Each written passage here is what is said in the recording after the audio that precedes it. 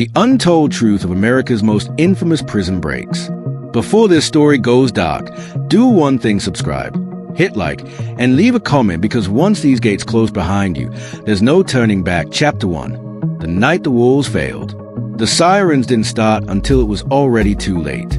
At 2:17 a.m., a corrections officer at Clinton Correctional Facility in upstate New York noticed something that didn't make sense. A metal door that was always cold to the touch was warm. Not just warm hot, like it had been breathing. He placed his palm against it and felt a faint vibration, steady and alive, as if the prison itself had a pulse. By 2:19 a.m., alarms screamed through concrete corridors designed to swallow sound. Steel gates slammed shut in sequence, but the echo came from the wrong direction outside the walls. Somewhere beyond the razor wire, boots were already running through wet grass toward the darkness of the forest. 2 men were gone. By sunrise, the entire facility was locked down, helicopters clawed at the sky, and state troopers formed roadblocks along empty highways. News vans arrived before some of the guards' families had even been notified. The phrase "impossible escape" began circulating almost immediately, repeated by officials who didn't yet understand what had happened or how badly they had been outplayed. The missing inmates weren't low-level offenders. They were men who knew how to disappear. Richard Ice Walker had been serving life without parole for a double homicide tied to an armed robbery gone wrong. Cold, methodical, and frighteningly patient, he was known among inmates as someone who never raised his voice because he never needed to. His cellmate, Marcus Bell, was different: charismatic, reckless, a former mechanic with a history of forging documents and breaking out of county jails before anyone noticed he was missing. Together, they formed a pairing that should have been impossible. Ice planned, Bell executed, and for months, maybe years, they had been preparing for a night no one believed could ever come. Investigators would later admit the truth they initially tried to hide. The prison wasn't breached from the outside. It was hollowed out from within. As the manhunt expanded, authorities retraced the final known hours before the escape. Surveillance footage showed Walker and Bell calmly returning to their cells after evening count. No signs of agitation. No last-minute movements. Just 2 silhouettes slipping behind bars that would soon mean nothing. In the control room, an officer rewound the tape again and again. Stopping at a single frame captured at 9:42 p.m., Walker looked directly at the camera. Not glaring, not smiling, just looking like someone memoizing a face for the last time. By the next afternoon, the search radius had grown to 50 miles. Residents were warned to lock their doors. Schools went into modified lockdowns. Hikers were pulled from nearby trails. The woods surrounding the prison were thick, ancient, and cool to the unprepared, but Walker and Bell were anything but unprepared. Then the first body was found. A hunter stumbled across it near a creek bed less than 6 miles from the facility. The man had been stripped of his wallet and boots. No visible gunshot wounds. No knife marks. Just blunt force trauma to the back of the head, delivered with terrifying precision. The victim was identified as a local maintenance worker who had reported a broken-down truck the night before.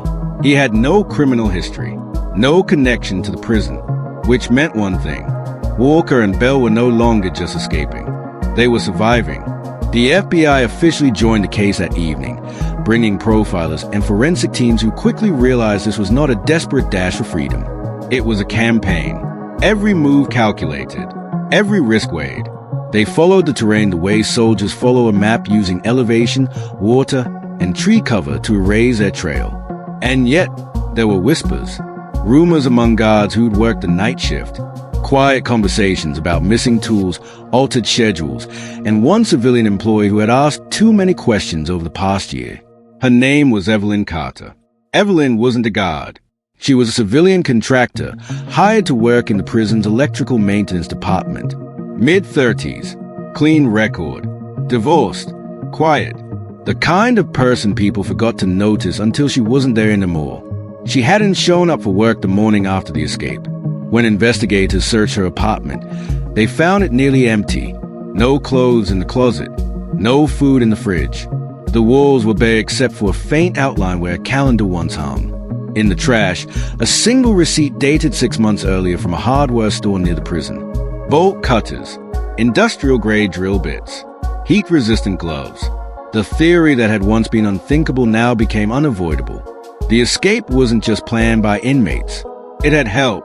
As pressure mounted, law enforcement uncovered another chilling detail. In the weeks leading up to the breakout, Walker and Bell had each requested transfers to different facilities, requests that were denied. On the surface, it looked like frustration, but to seasoned investigators, it looked like misdirection, a way to lower suspicion, a way to make the final move seem sudden, unplanned. By the fourth day, the case dominated national headlines. Politicians demanded answers. Families of victims demanded justice. And somewhere out there, two men were watching it all unfold, learning how close the net was getting. Then, late on the fifth night, search teams discovered something that froze everyone in place. Behind a locked utility room inside the prison, one that supposedly hadn't been opened in years, they found a narrow tunnel entrance concealed behind electrical panels. The walls were scorched. The floor was littered with filings and dust.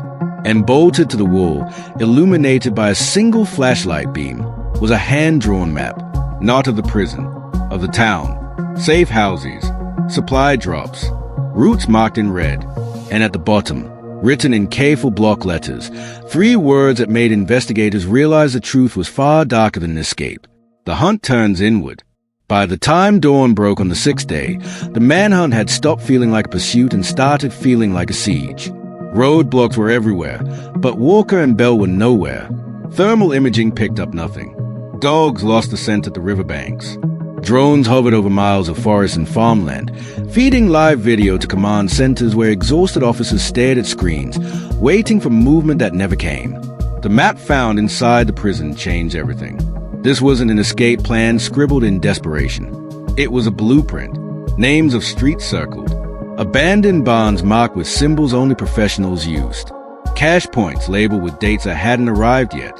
Whoever drew it had studied the town the way predators study territory. And that meant one terrifying truth. They weren't running anymore. They were hiding in plain sight.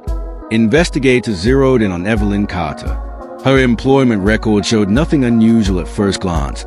Steady work, no disciplinary actions, no sudden financial changes. But when analysts dug deeper, the cracks began to show. Her phone records revealed burner numbers activated and discarded every few weeks. Her bank account showed small, consistent cash withdrawals, always just under reporting thresholds. She hadn't been paid to help. She'd been recruited. Interviews with prison staff painted a clearer picture.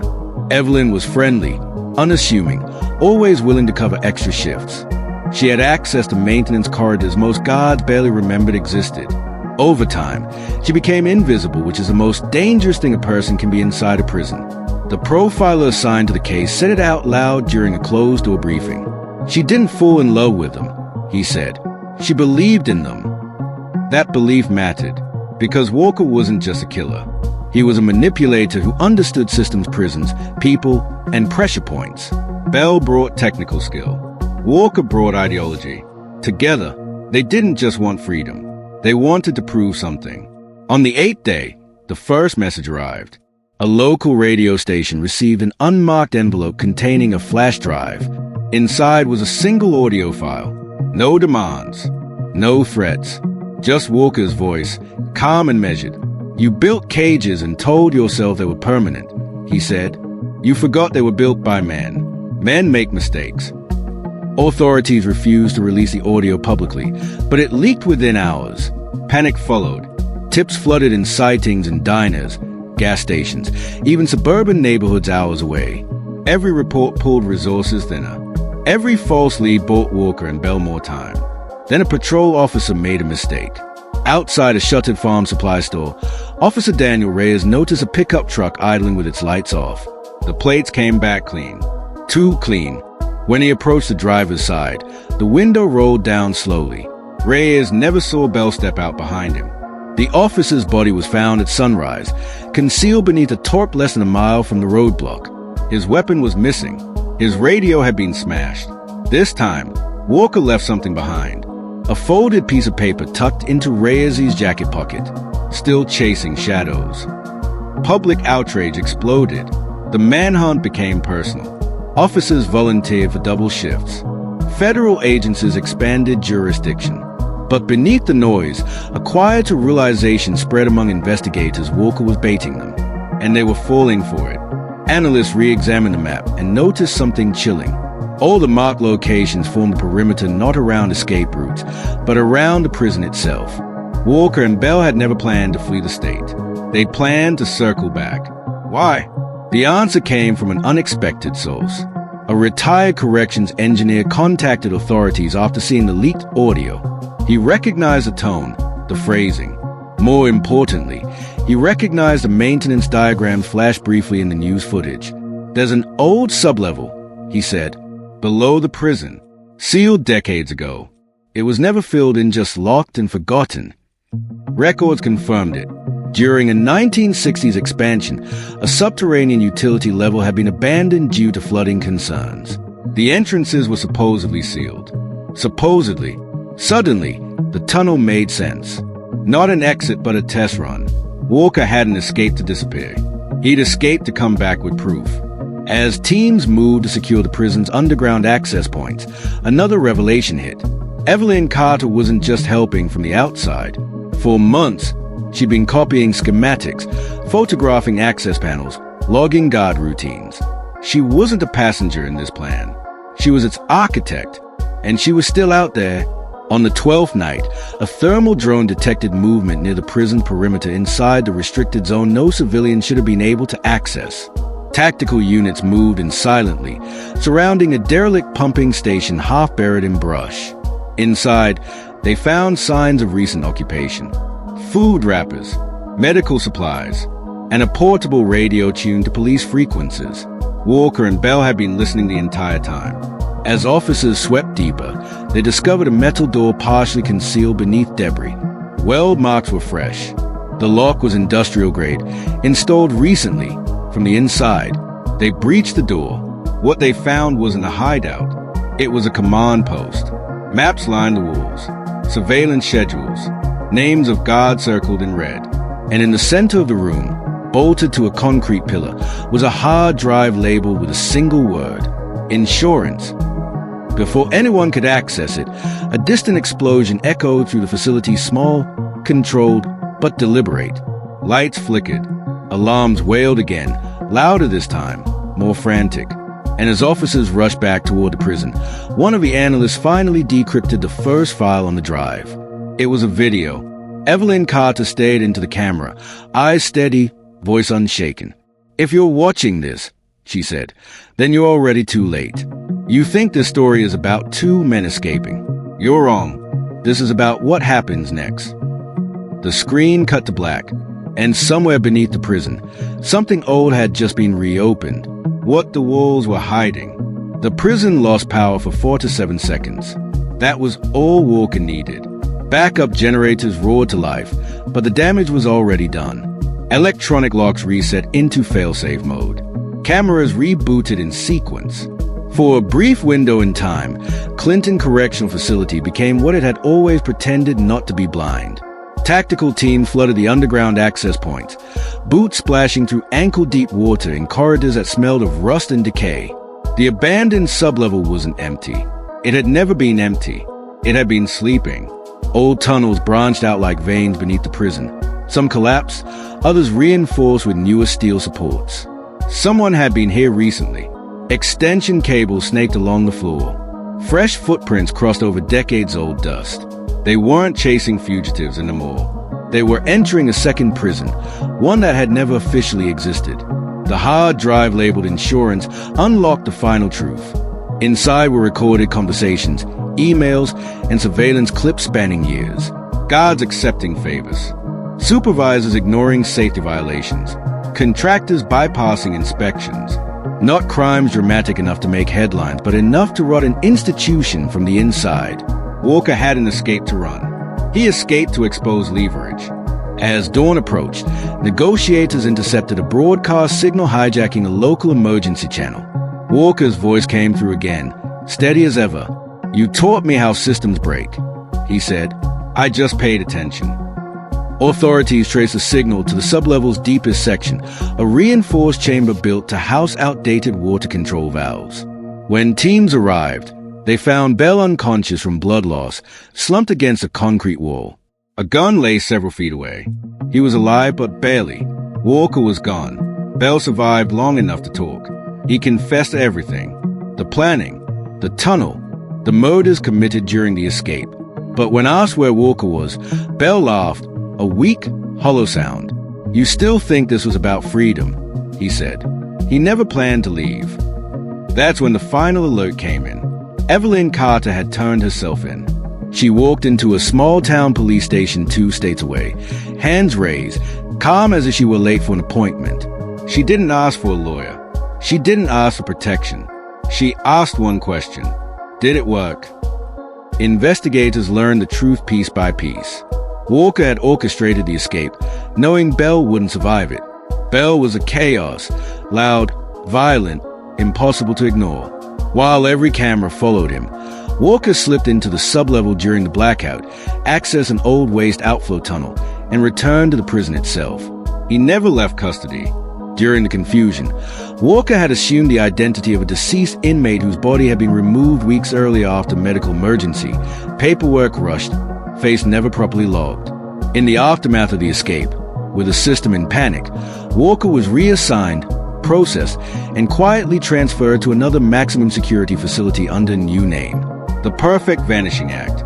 When Evelyn learned Bell was dead and Walker was safe, she surrendered. Her role was over. Her confession detonated like a delayed charge. Federal investigations followed. Administrators were fired. Guards were arrested. Policies rewritten. The prison system called it reform. They never used Walker's name. Officially, the case was closed. One escapee dead. One accomplice imprisoned. Failures acknowledged. Lessons learned. But 3 months later, a construction crew renovating an older wing of the prison found something sealed behind a concrete wall. A message etched into the metal support beam. Phase 2. No one ever explained what Phase 2 was. And then, quietly, without press conferences or statements, a pattern began to emerge. Inmate transfers delayed by missing paperwork. Surveillance outages during audits. Whistleblowers reassigned or dismissed. Small failures, plausible failures, human failures. Somewhere inside the system, a man who understood its weaknesses was still watching. Not as a fugitive, as a prisoner. They thought the most dangerous part of the escape was the night Walker disappeared into the forest. They were wrong. The real prison break was convincing the world he was gone. And if this story shook you, remember there are walls you can see and walls you're never meant to notice. Stay ready.